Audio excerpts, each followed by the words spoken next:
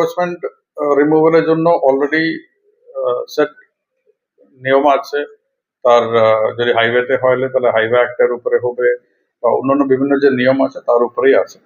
তো যেখানে যেখানে এনক্রোচমেন্ট রয়েছে, তো এনক্রোচমেন্ট যেখানে আছে তার চিহ্নিত করা এবং তার নিয়মিতভাবে নোটিশ দেওয়া, এবং যারা যারা এনক্রোচ আছে ওনাদেরকেও একটা নিজের পজিশন এক্সপ্লেইন করার জন্য একটি সুযোগ দেওয়া। ওনাদের কথা শোনার পরে ফাইনালি কিভাবে কি করা যায় সেটা সংশ্লিষ্ট দপ্তর, ধরুন এটা পিডাব্লিউডির ল্যান্ড হলে এটা পিডাব্লিউডি করবে।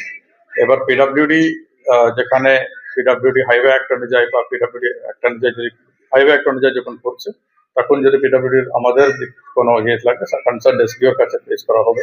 তো কনসার্ন এসডিও ম্যাটারটা শোনার পরে মানে পুরো ব্যাপারটা দেখে ওদেরকে অর্ডার দেওয়া হবে। এই হচ্ছে মানে মোস্টলি প্রক্রিয়াটা।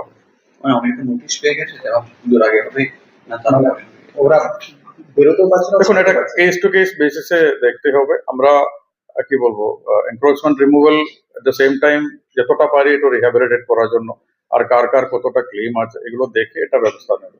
আমি ওই জন্য পার্টিকুলারলি কোনো বলবো না, পুজোর আগে পুজোর পরে এভাবে এটা বলা যাবে না।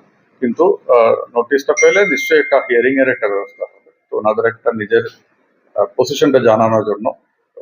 তো যদি নোটিশে কোনো কিছু ডিসপিউট থাকলে না, তো জানানোর জন্য একটা প্রভিশন থাকবে।